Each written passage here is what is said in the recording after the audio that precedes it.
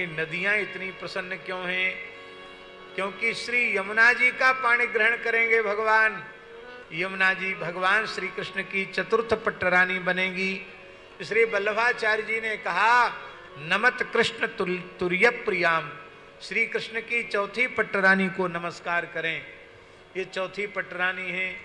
तो यमुना जी की बाकी सब जितनी धरती की पवित्र नदियां हैं वो सब यमुना जी की बहन है। महाराज जी एक विशेष बात है, गंगा जी यमुना जी से बहुत पीछे आई हैं धरती पर। पहले यमुना जी ही इस धरती पर आई। प्रथम स्वयंभुव मनवंतर में यमुना जी धरती पर आई है। गंगा जी तो बहुत पीछे आई है।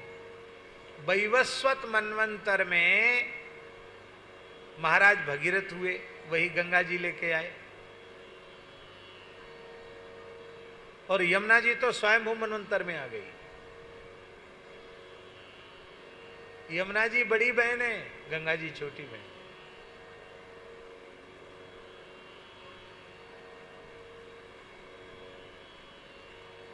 बड़े जो होते हैं वो गंभीर होते हैं और छोटे होते हैं वो चंचल होते हैं। पिता को देखकर बालक कितनी तेजी से दौड़ता है। पिताजी दौड़ते हैं क्या? पिताजी नहीं दौड़ते, पिताजी तो खाली ऐसे करते हैं। और बच्चा दौड़ के आता, झपट के ऊपर गोद में चढ़ जाता है। प्रयाग में जाकर आप देख लो, यमुना जी बड़ी बहनें शांत गंभीर, और गंगा जी बड़ी तेजी से आकर यमुना जी से मिलती हैं, मानो अपनी जेठी अपनी बड़ी बहन की गोद में लपक कर चढ़ जाती है। गंगा यमुना दोनों का मिलन जब प्रयाग में हुआ तो यमुना जी गंगा जी बोली, जी जी आपके पांव लागूं। अरे ऐसा मत कहो यमुने, तुम तो हमारी बहुत प्यारी लाडली दुलारी हो। यमुना जी ने गंगा जी को गोद ले लिया। बोले दोनों बहनों को यहाँ, बड़ी बहन और छोटी बहन दोनों को साथ साथ चलना है। अब दोनों एक साथ चलेंगी तो दोनों का कुछ न कुछ अस्तित्व तो रहना चाहिए कि नहीं रहना चाहिए? बोले यहाँ रहना चाहिए। तो यमुना जी ने कहा कि दो चीजें हैं, हर व्यक्ति के पास दो चीजें होती हैं, एक नाम और एक रूप। तो ऐसा करें हम दो हैं, एक एक को चुन लें। यमुना जी कहती थी कि पहले तुम चुनो, गंगा जी कहती थी पहले आप चुनो क्योंकि आप बड़ी हो। श्री यमुना जी ने कहा मैं बड़ी तो हूं पर मांगने का अधिकार छोटों को होता है, इसलिए तुम पहले मांगो। तब श्री गंगा जी ने कहा मैं तो नाम चाहती हूं। तो बोले जब नाम तुमने ले लिया तो रूप हमारे पास रह गया।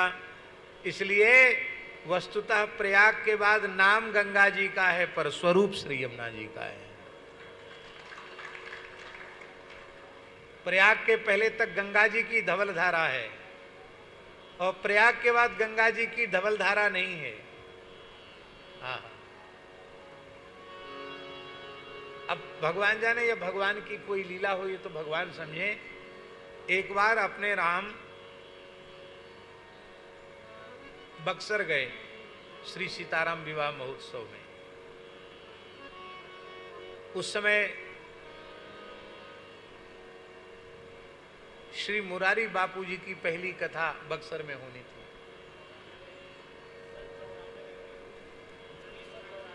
उन्नीस 1994 की बात। तो हरिचरण दास जी हमारे साथ थे। हम लोग बनारस होके आए। तो बनारस दर्शन करते हुए फिर बक्सर पहुंचे। तो बनारस में गंगा जी का दर्शन करने के लिए अगहन का महीना था स्वामी जी, और 80 घाट से हम लोग चले और घाटे घाट घाटे घाट घाटे घाट, जहां जहां तक घाट मिला वहां तक घाट, और जहां रास्ता नहीं वहां घाट से घूम के फिर घाट पे आ गए। घाट घाट तक वो आगे तक कौन सा, आखिरी में कौन सा घाट है?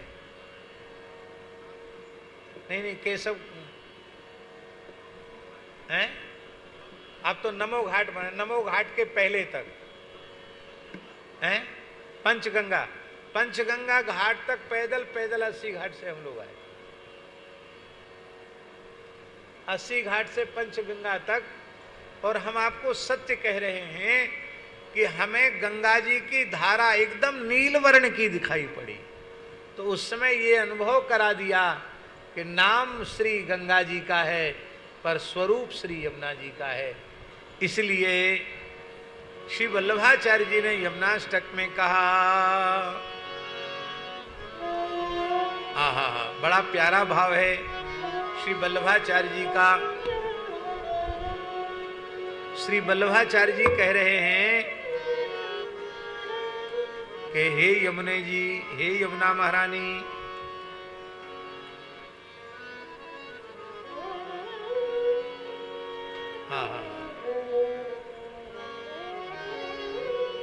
यमुनाष्टक के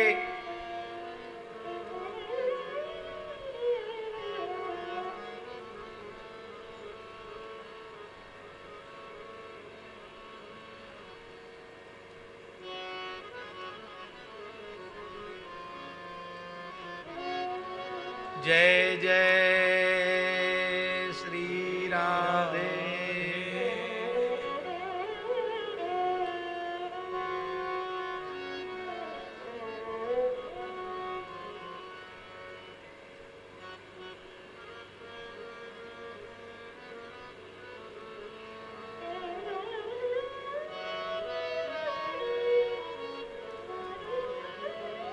सातवें श्लोक।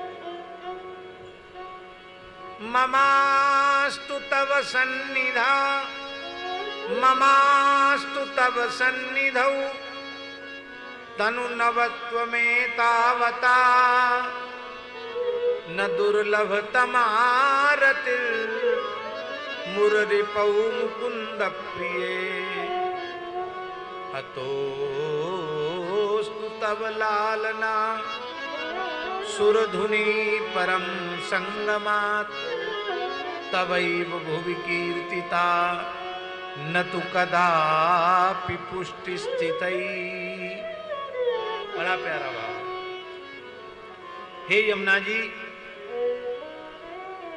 आपके सन्निधान में हमारा शरीर नवीन हो, अर्थात आपके तट पर ही हमारे देह का त्याग हो, फिर दिव्य भाव में पार्षद देह की प्राप्ति हो, सखा सखी दास दासी। इतना ही नहीं, आपकी स्तुति रूपलाल ना हो।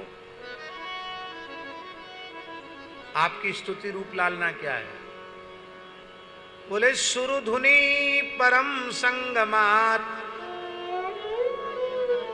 जब आपका गंगा जी का आपसे जब मिलन हो गया, आपसे संगम हो गया, तब गंगा जी की प्रशंसा पृथ्वी में सर्वाधिक बढ़ गई। इसलिए आपके संगम के बिना जो पुष्टि वैष्णव हैं वो अकेली गंगा जी की स्तुति नहीं करते। वैष्णव तो गंगा जी को तभी सर्वोपरि मानते हैं जब यमुना जी और गंगा जी का मिलन हो जाता है। अतोस्तु, इसलिए काशी में गंगा जी का महात्म्य सर्वाधिक है, क्योंकि वहां गंगा जी केवल गंगा जी नहीं है, गंगा जी यमुना जी के सहित है। बोलो भक्तवत्सल भगवान की जय। श्री सीताराम प्रतिदिन सत्संग एवं दर्शन के लिए श्री महाराज जी के ऑफिशियल चैनल को जरूर सब्सक्राइब करें।